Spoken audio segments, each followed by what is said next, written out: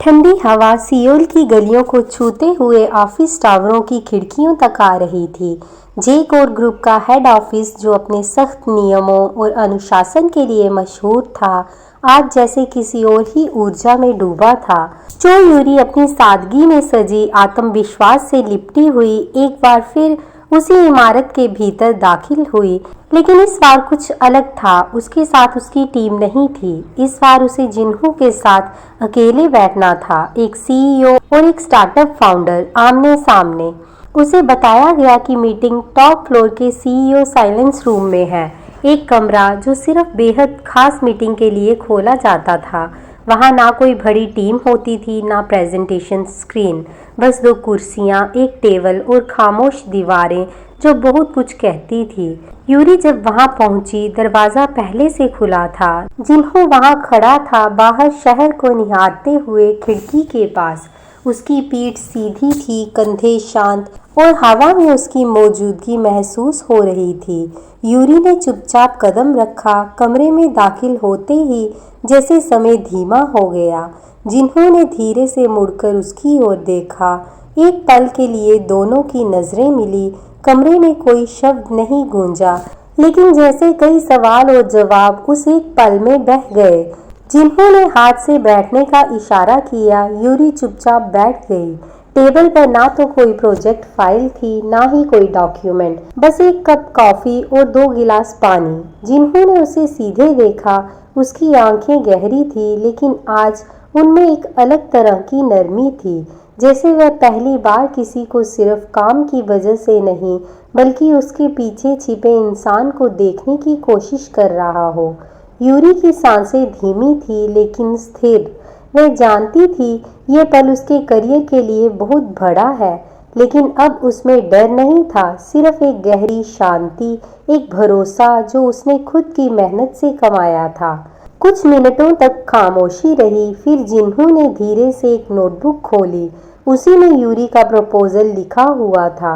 उसने उसे एक बार फिर देखा, जैसे पूछ रहा हो, क्या तुम जानती हो कि तुम किस रास्ते पर चल रही हो?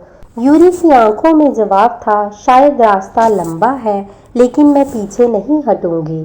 जिन्होंने सिर झुकाकर कुछ नोट किया, फिर कुछ देर बाद उसने फाइल बंद की और सीधे कहा, एक साधारण सा संकेत जो यह बताता था कि वह वायलिन क्रिएशंस के साथ एक ट्रायल प्रोजेक्ट के लिए तैयार है। यूरी की आंखों में चमक आ गई, लेकिन उसने उसे छुपा लिया। कमरे में कुछ भी जोर से नहीं कहा गया, लेकिन उस मुलाकात ने बहुत कुछ तय कर दिया। वह मीटिंग सिर्फ एक बिजनेस डील नहीं थी, वह एक एहसास थी, जहां एक शांत सीईओ ने पहली बार किसी में वह सच्चाई देखी थी जो वह खुद में कई सालों से खो चुका था। और यूरी, उसने आज अपनी मेहनत को मान्यता देते किसी को देखा था, बिना ताली, बिना वाहवाही, सिर्फ एक नज़र और एक मौन स्वीकृति से। जब यूरी बाहर निकली, उसकी चाल में आत्मविश्वास था, लेकिन मन में एक अजीब सी हलचल। जिन्हों की आंखें, उसकी खामोशी, उसका अंदाज, जैसे वो सब उसके दिल में रह गया था। उधर जिन्हों कमरे में अकेला बैठा, वही गिलास थामे बहुत देर तक उस कुर्सी की ओर देखता रहा जहां यूरी बैठी थी। शायद वह खुद भी नहीं जानता था कि आज पहली बार उसने सिर्फ एक उद्यमी नहीं देखा था, बल्कि किसी की आग और मासूमियत को एक साथ महसूस किया था। जे कोर ग्रुप और वायलिन क्रिएशंस के बीच का ट्रायल प्रोजेक्ट शुरू हो चुका था। यूरी के लिए यह सिर्फ एक सौदा नहीं, बल्कि उसकी कंपनी के अस्तित्व की पहली बड़ी सीढ़ी थी। लेकिन इस प्रोजेक्ट में एक और बात थी जो उसे हर दिन थोड़ा थोड़ा बदल रही थी, किम जिन्हों की मौजूदगी। वो सीईओ जो कभी दूर और सख्त लगता था, अब धीरे धीरे उसकी हर प्रगति पर नजर रखने लगा था। कभी मेल में सिर्फ देखा जाएगा लिखने वाला इंसान अब विस्तार से रिपोर्ट पढ़ता, सुधार बताता और कभी कभी अपनी टीम को पीछे छोड़ खुद फीडबैक भेजता। यूरी की आंखों ने नोटिस किया था, हर सप्ताह जब भी वह जे कोर बिल्डिंग आती, वह अक्सर जिन्हों को लॉबी, कॉरिडोर या कैफे में कहीं ना कहीं देखती, कभी उसे देखते हुए तो कभी यूं ही किसी गहराई में खोया हुआ। शुरुआत में उसे यह इत्तेफाक लगा, लेकिन अब वह समझने लगी थी कोई तो था जो उसकी मेहनत में दिलचस्पी लेने लगा था, शायद सिर्फ एक सीईओ के रूप में नहीं। एक दोपहर जब यूरी एक छोटे प्रोजेक्ट प्रेजेंटेशन के लिए जिन्हों के पर्सनल टीम के साथ रिपोर्ट दे रही थी, तो कमरे में अचानक जिन्हों खुद आ गया। वह आया, बैठा और बिना कुछ बोले पूरी मीटिंग देखता रहा। हर वाक्य, हर शब्द उसकी गंभीर आंखों में कैद होता रहा, लेकिन यूरी को उसका देखना अब डरावना नहीं लगता था। वह एक तरह की उम्मीद महसूस करने लगी थी, जैसे हर बार उसे और बेहतर करने की प्रेरणा दे रहा हो। उस दिन मीटिंग खत्म होने के बाद जब सब बाहर निकल गए, यूरी फाइल समेट रही थी, तभी पीछे से जिन्हू की धीमी पर भारी चाल की आवाज आई।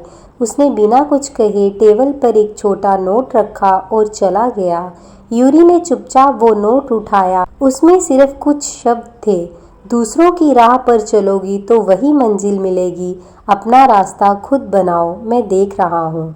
उसकी उंगलियां कांप उठी। ये शब्द किसी बॉस के नहीं थे, ये शब्द किसी ऐसे इंसान के थे जिसने उसके इरादों को महसूस किया हो।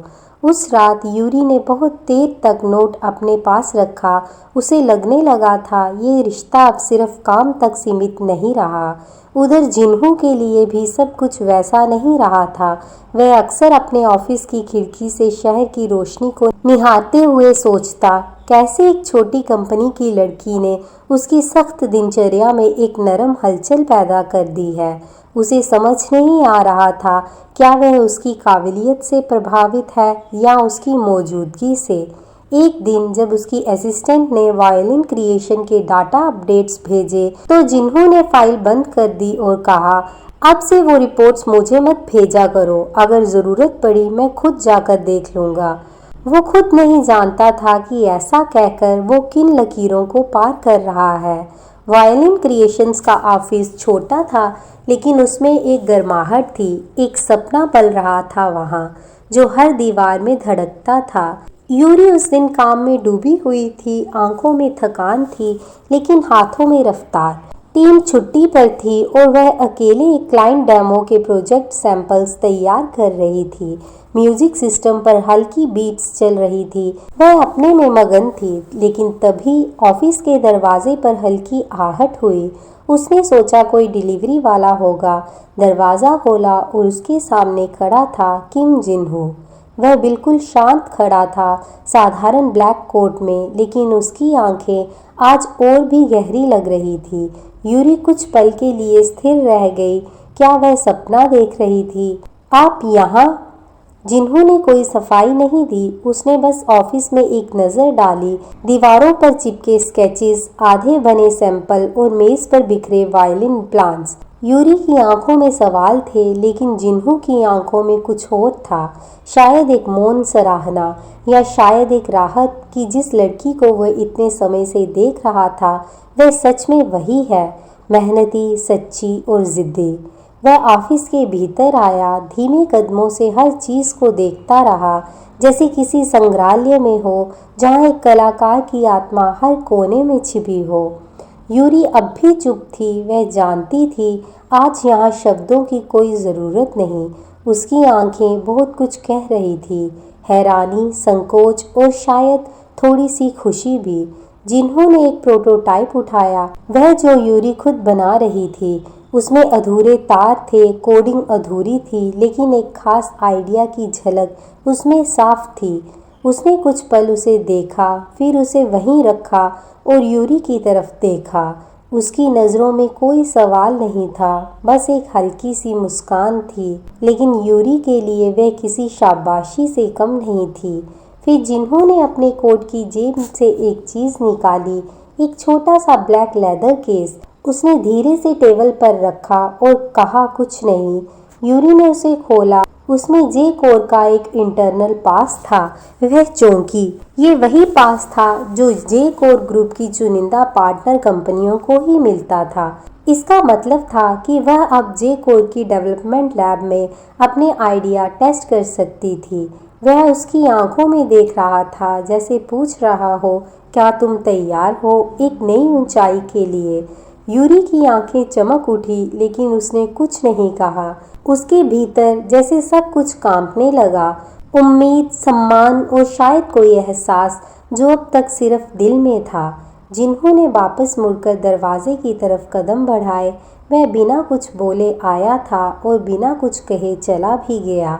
लेकिन उस मुलाकात ने यूरी की जिंदगी की दिशा ही नहीं, उसकी धड़कनों का रंग भी बदल दिया था। उसके जाने के बाद यूरी ने वो पास अपने हाथों में कसकर पकड़ा और बहुत देर तक वहीं बैठी रही, जैसे किसी अनकहे एहसास को समझने की कोशिश कर रही हो।